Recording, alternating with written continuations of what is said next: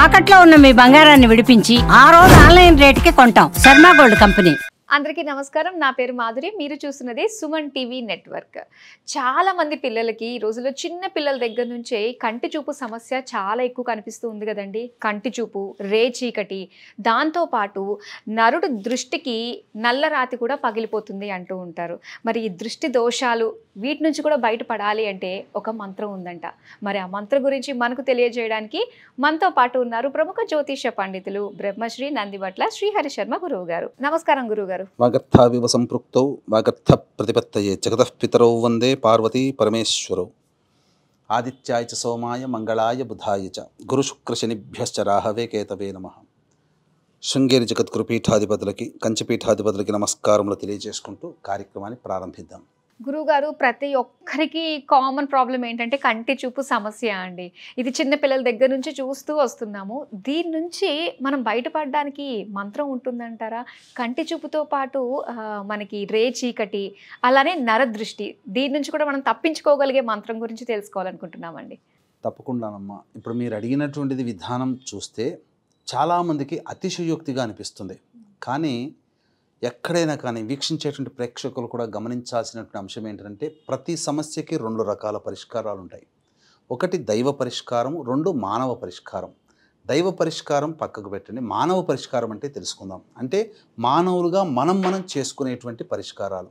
అంటే ఉదాహరణకి మనకి ఏదైనా దెబ్బ తగిలింది, లేకపోతే కింద పడ్డం, బాగా ఇబ్బంది అయింది. అప్పుడు డాక్టర్ దగ్గరికి పోతే దానికి సంబంధించినటువంటిది బ్యాండేజ్ వేయడమో, కుట్లు వేయడమో చేసి కొన్ని మందులు రాసిస్తాడు.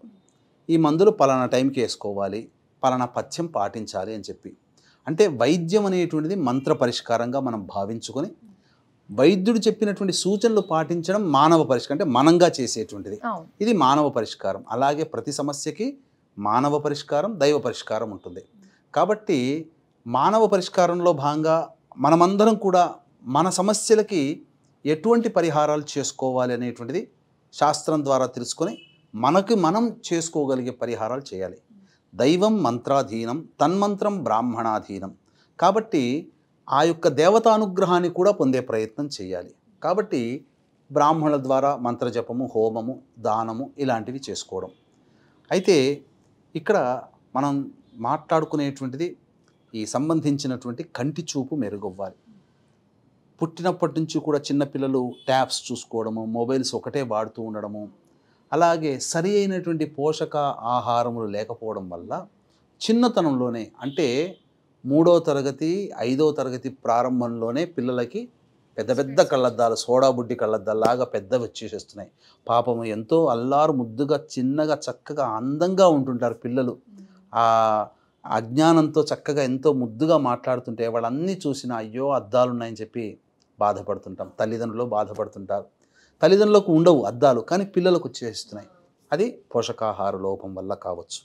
రెండవది, కొంతమందికి పుట్టుకతోనే వంశపారంపర్యంగా ఈ సంబంధించినటువంటి అంధత్వ లక్షణంలో భాగంగా ఈ చూపు అనేటువంటిది ఇబ్బందిగా ఉంటుంది. అన్నిటికంటే కొంతమందికి రేచీకటి కూడా ఉంటుంది. అలాగే కంటి చూపు సరిగ్గా ఉండదు. కాబట్టి ఇటువంటి వారికి అమ్మవారి నామం ఒకటి చేసుకుంటే అద్భుతమైనటువంటి ఫలితం ఉంటుందమ్మా. కాబట్టి ఆ అమ్మవారి నామాన్ని ఎలా చేయాలి, ఏంటా నామము అనేటువంటిది ఇప్పుడు మనం తెలియచేసుకుందాం. ఆ అమ్మవారి నామమే ఓం ఉద్యద్భాను సహస్రాభాయై నమః. ఇది అంటే దీని అర్థం ఏంటి? కాంతి అనేటువంటిది అమ్మవారి యొక్క శక్తి. అంటే అమ్మవారు ఎవరో కాదు, కాంతే. అంటే సహస్ర అంటే 1000 అని అర్థం, కానీ సంస్కృతంలో దీని అర్థం అనంతము అని అర్థం. అంటే అనంతమైనటువంటి సూర్యులు ఉదయించే ఆ యొక్క కాంతిని చూడడానికి త్రిమూర్తులకి కళ్ళకు కూడా చాలవట. త్రిమూర్తులు కూడా చూడలేరట. అమ్మవారి యొక్క శక్తి అంతటిది. అంటే అనంతమైనటువంటి సూర్యుల కాంతితో అమ్మవారు వెలుతురు అలా కనిపిస్తుంది, కాంతి పుంజంలాగా. ఆ అమ్మవారిని దర్శించడానికి కూడా త్రిమూర్తులు సరిపోరట. అంతటి శక్తి కలిగినటువంటిది. అంటే ఈ అమ్మవారి నామాన్ని నిరంతరం ప్రతిరోజు కూడా 108 సార్ల పాటు ఒక్క 90 రోజుల పాటు పారాయణం చేయండి. చేసినటువంటి మానవులకి కంటి చూపు మెరుగవుతుంది. ఇది శాస్త్రంలో చెప్పబడి ఉంది. వైద్యుని సలహాలు ఇవన్నీ పాటిస్తూ ఈ నామాన్ని రోజుకి సూర్యోదయం సమయంలో, అంటే ఉదయిస్తున్నటువంటి సూర్యుడిని చూస్తూ లేదా ఉదయిస్తున్న సూర్యునికి ఎదురుగా నిలబడి ఓం ఈ యొక్క నామాన్ని జపం చేయడం. ఎలా జపం చేయాలో తెలియచేస్తాను. రేచీకటిలో ఉన్నటువంటి వాళ్ళు, ఈ రేచీకటి కలిగినటువంటి వాళ్ళకి ఉదయము సాయంకాల సమయంలో, అంటే సూర్యోదయం ఉషస్సు, సూర్యాస్తమయం సంధ్యా సమయంలో, ఈ 2 కాలాల్లో రోజుకి 108 సార్లు పాటు 1 సంవత్సరం పాటు గనక జపం చేస్తే వాళ్ళకి రేచీకటి అనేది తొలగిపోతుంది. కాబట్టి అందులో ఏమాత్రం సందేహం లేదు. ఇక దిష్టి దోషము తెలియచేసుకుందాం. అలాగే పుట్టుకతో గుడ్డి అంధత్వంగా ఉన్నటువంటి వాళ్ళకి మళ్ళీ తిరిగి ఎలా వస్తుందో కూడా తెలియచేసుకుందాం.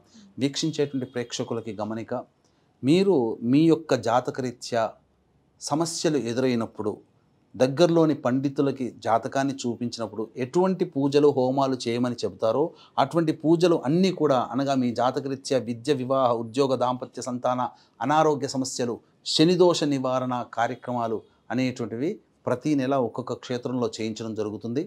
కాబట్టి ఈ సంవత్సరం పాటు జరిగేటువంటి ఈ కార్యక్రమంలో మీ కుటుంబ సభ్యుల గోత్రనామాలతో నమోదు చేసుకోదలిచిన వాళ్ళు సభ్యులుగా చేరవచ్చు. ఈ కార్యక్రమంలో మీ యొక్క కుటుంబం అంతా ఆరోగ్యంగా రక్షింపబడాలి అని అంటే మృత్యుంజయ హోమం కూడా చాలా చక్కగా ప్రతి నెల చేయించడం జరుగుతుంది. వీటి వీడియోలు మీకు పంపించడం జరుగుతుంది. ఇంతటి అద్భుతమైనటువంటి అవకాశాన్ని వీక్షిస్తున్నటువంటి ప్రేక్షకులు అందరూ ఉపయోగించుకోగలరు. తద్వారా మీ కుటుంబము దేవతా రక్షణలో ఉంటుందని చెప్పడంలో ఏమాత్రం సందేహం లేదు. అవకాశం ఉన్నవాళ్ళు కార్యక్రమ తదనంతరం కాంటాక్ట్ చేసి సంవత్సరం పాటు జరిగేటువంటి అత్యద్భుతమైనటువంటి సర్వదోష నివారణ పూజలు, హోమాలలో సభ్యులుగా చేరదలిచిన వాళ్ళు కార్యక్రమ తదనంతరం కాంటాక్ట్ చేసి తెలుసుకోవచ్చు. ఇక ముఖ్యంగానమ్మ మనకు చెప్పబడినటువంటిది దిష్టి దోషము. అంటే ఈ రోజుల్లో ప్రతి మానవుణ్ణి చక్కగా అబ్బాయినా కావచ్చు, అమ్మాయినా కావచ్చు, ఒకప్పుడు అమ్మాయిలకే దిష్టి దోషం చక్కగా తయారైతే అబ్బా ఎంత చక్కగా ఉంది అమ్మాయి, దేవతలా ఉంది అని చెప్పి అని అంటుంటారు. అలాగే ఈ రోజుల్లో అబ్బాయిలకి కూడా అటువంటిది కలిగింది.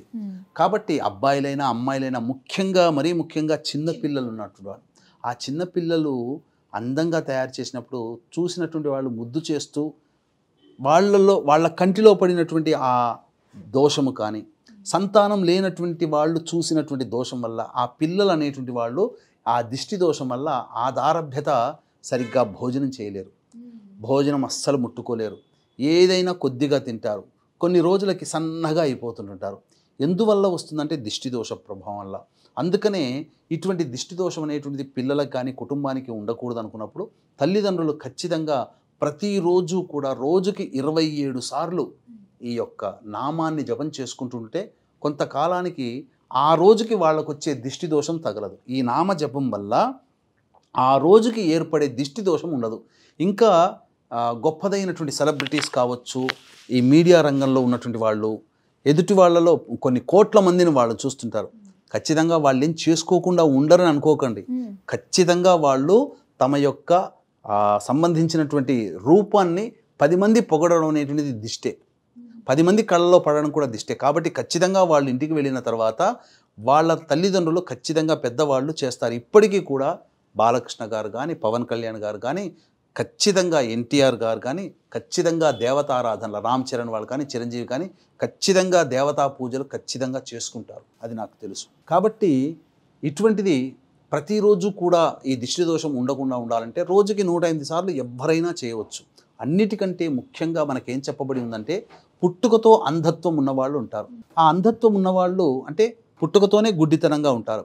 కానీ ఇప్పుడున్నటువంటి టెక్నాలజీ ప్రకారంగా మనకు ఏమని చెప్పబడిందంటే కొంత వయసు వచ్చిన తర్వాత, అంటే ఒక వయస్సు వచ్చిన తర్వాత టెస్ట్ చేసిన తర్వాత ఎవరైనా కానీ ఈ రెటీనాని దానం చేయగలిగే వాళ్ళు ఉంటే, అంటే ఇప్పుడు కన్నుకి దానం చనిపోయిన తర్వాత వాళ్ళ కన్ను దానం చేస్తున్నారు కదా, నేత్రదానం ఎవరైనా చేస్తే వీళ్ళకి చూపు తెప్పించవచ్చు అని డాక్టర్లు చెప్తారు కదా.